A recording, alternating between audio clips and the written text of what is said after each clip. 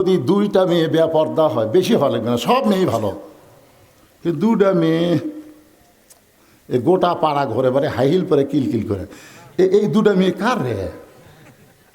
খালি জানলা খুলে দেখতে দেখি কি মাল রে। দমে সে হরদম পড়ে সে এসমে আজম, মাসেরি উদর হইতে বাঁচাইলা প্রাণ। সবাই বলে আল্লাহু আল্লাহু, তুমি জানলে জালালুহু, শেষ করা তো যায় না গে তোমার গুণগান।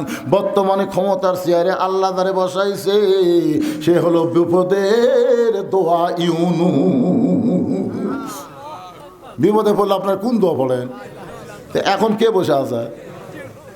খালি হাসিনার জন্য দোয়াটা পড়া যাচ্ছে না, কারণ হাসিনা পড়বার গেলে ইউনুসের নাম মনে হচ্ছে। আরে ভাই, জানেন বাংলাদেশের খবর? ডক্টর ইউনুস সেদিন মাথায় টুপি দিয়ে বলেছেন, ফালিয়া আবুদু রাব্বা হাযাল বাইত আল্লাযী আত'আমাহুম মিন জু'ইন ওয়া আমানাহুম মিন খাউফ।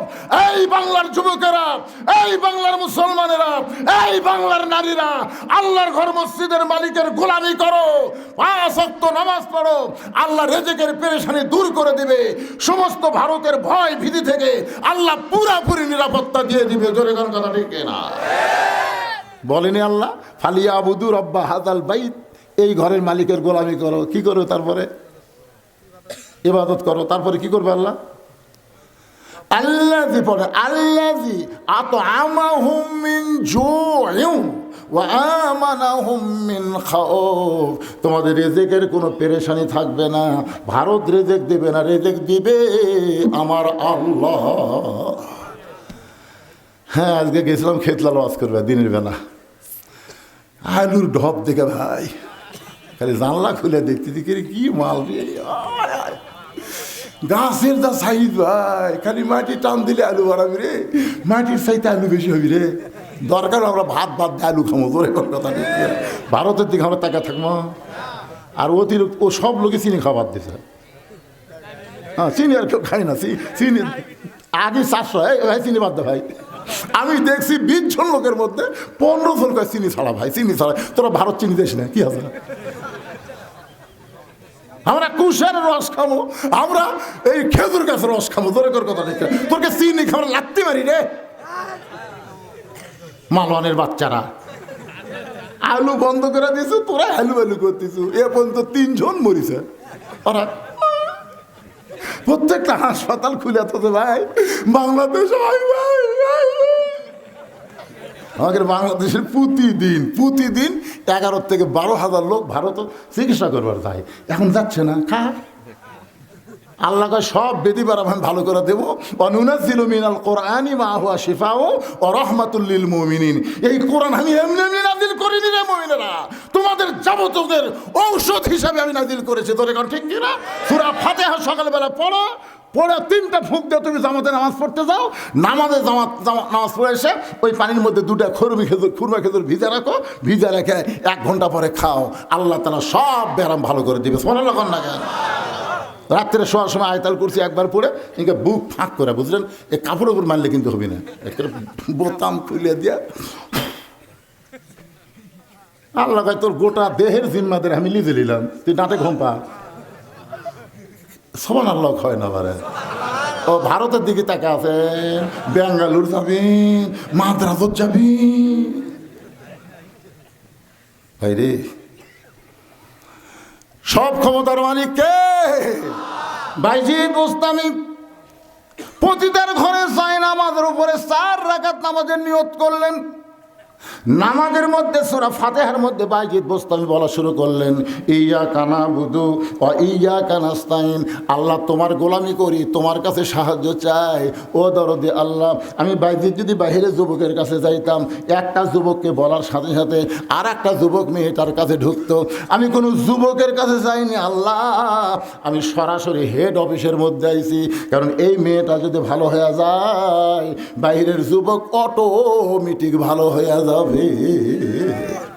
আপনাকে রত্না গাড়ির যদি 2টা মেয়ে বেপর্দা হয়, বেশি ভালো লাগবে না, সব মেয়েই ভালো, কিন্তু 2টা মেয়ে গোটা পাড়া ঘরে বারে হাই হিল পরে কিলকিল করে, এই 2টা মেয়ে কার রে? না, এটা কিন্তু আমি এমনি বলতেছি, দেখুন তো মিলা যায় কিনা। যদি থাকে। হায় হায়, কিরে বাপ, আব্বা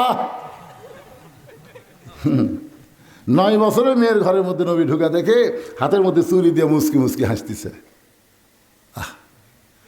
মেয়েটার নাম হলো ফাতেমা। নবী আর ঘরের মধ্যে থাকলেন না, নবী বারান্দার মধ্যে চলে আসলেন। ফাতেমা চমকে গেল। যেই বাবা ঘরের মধ্যে ঢুকে আমাকে মা মা বলে আদর করে, আর সেই বাবা ঘর থেকে বাইরে গেল। ফাতেমা দৌড়ে এসে বাইরে দেখে নবীর চোখ দা দর দর করে পানি পড়তেছে।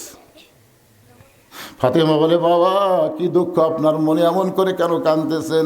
রাসূল বলে, ফাতেমা যে দুনিয়াতে সাজবে মা, আল্লাহ তার আখিরাতের সাজ কমায়া দিবে।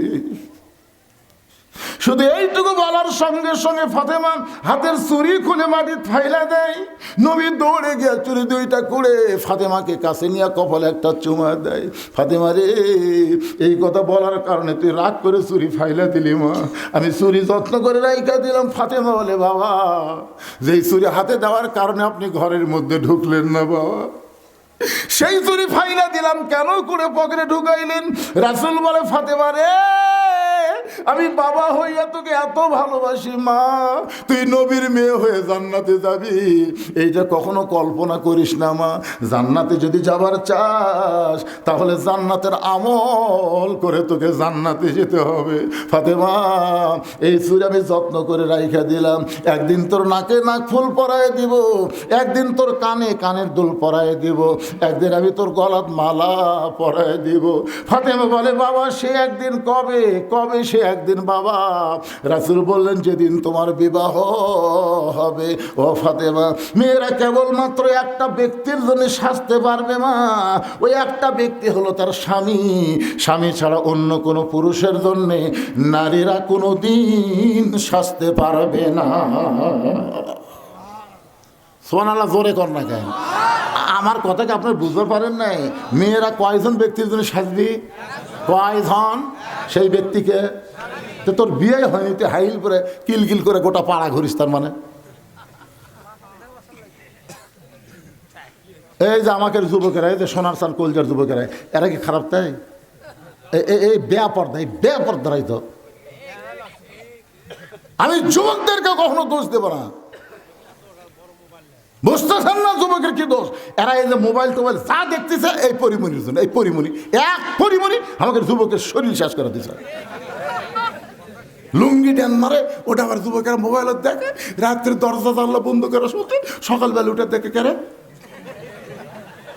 চোখ কুটুরির মধ্যে গেছে, মনে হয় হিরোইন খায়, গাঁজা খায়, কিছু খায় না। ওই ব্যাপারটা পরিমণি ওর শরীর নষ্ট করছে। এখন ইন্ডিয়ান হারবাল খুঁজতেছে, লাভ নাই বাজান, লাভ নাই। আমি তোমাদের অনুরোধ করি যুবক, ও যুবক, মোবাইল অশ্লীল ভিডিও দেখা বন্ধ করো, 5 ওয়াক্ত নামাজ ধরো, আল্লাহ তোমাদের উপরে রহমত আর বরকত নাজিল করবে। জোরে কোন কথা ঠিক? বুড়া বয়সে কে বাবা কি হরে না? ঠিক আছে, যাক, এই ফাঁকটা বন্ধ করে দেন তো, আর একজন বসেন। আরে ঘড়ির তো রাত 12টা বেজে গেল রে। 12টার পরে আপনার ওয়াজ শোনেন না? না পাগলা হতেন নাকি? যেই তারিখের মাহফিল সেই তারিখের মধ্যে শেষ করা সুন্নত। 29শে ডিসেম্বর মাহফিল, 29শে ডিসেম্বরের মধ্যে মাহফিল শেষ করা সুন্নত। কয় নাই একটা ওয়াজ আমি থুয়ে যাবো নাকি? রত্নাগাড়ি আবার আসবো, আসতে গাড়ির তলে আমার বাজিয়া গাড়ি কি যে হলো আল্লাহ ভালো জানে। এই যে রত্নাগাড়ি দুর্গাপুর হয়ে আসবো, তা ঘুরে আসলে লাগলো কোন দিক দিয়ে? এইবারই শেষ। কোনো ওয়াজ আমি থুয়ে যাচ্ছি না। আর আমার মা বোনদের জন্য ডাঁটের ওয়াজ করা লাগবে, তাতে যে কয়টা বাজি বাজুক, অসুবিধা আছে? আপনারা বলেন তো, এ পর্যন্ত আমি ঘড়ি দেখছি, এইবার দেখছি, কারণ 12টা যখন বাজে তখন একবার দেখা সুন্নত। কে রে ভাইরা, ভাইরা পিছনে দাঁড়াকেন ভাই, তোমারও খাবেন না? বসেন বসেন বসেন, সবাই বসেন। বাইজিদ বুস্তামি রহমতুল্লাহ আলাইহি 4 রাকাত সালাতুল হাজত নামাজ পড়তেছে, আল্লাহর কাছে কাঁদতেছে। আল্লাহ বাহিরের যুবকদেরকে ভালো করার জন্য আমি কারো কাছে যাইনি, যাওয়ার দরকারও নাই। এই হেড অফিসের মধ্যে ঢুকছি, এই মেয়েটা যদি ভালো হয় তাহলে বাহিরের যুবকগুলো এমনি ভালো হবে। আল্লাহ মেয়েটাকে তুমি হেদায়েত দাও, মেয়েটাকে তুমি ভালো করে দাও, মেয়েটার মনের মধ্যে ভয় দাও, মেয়েটার মনের মধ্যে মরার ভয় দাও, বুড়ি হওয়ার ভয় দাও। আজকে চেহারা ভালো বলে অনেক যুবক তার দিকে তাকায় থাকে, তার কাছে যোগাযোগ রাখে, তার সঙ্গে চরিত্র নষ্ট করতে চায়। কিন্তু যেদিন বুড়ি হবি, তা আপনার কি মনে করছেন এই যুবতী অবস্থাতে বুড়ি হওয়ার চিন্তা করা লাগবে? আজকে যৌবন আছে বলে তুমি যা ইচ্ছা তাই করতেছো, এই যুবক বুড়া হবা না? মিশে মায়ায় বন্দি থাইকা করলাম কত খেলা, পশ্চিমে তাকায়া দেখো তোমার ডুইবা গেছে বেলা।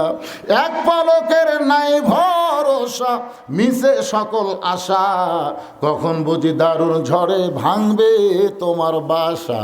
বাইজিদ বসলাম 4 রাকাত নামাজ শেষ। আচ্ছা 4 রাকাত নামাজ পড়লাম, মেয়েটার হেদায়েত চাইলাম, ইয়া কানা বুদা ইয়া কানাস্তাইন। দেখি তো মেয়েটার খবর কি। ডাইরেক্ট দেখা যাবে না, তবে অ্যাঙ্গেলে দেখা যাবে।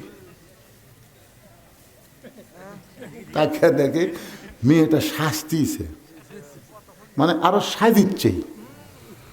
বাইশ বসলাম কে নামাজ দে, তাহলে কি হলো? নামাজ দে কি হলো রে?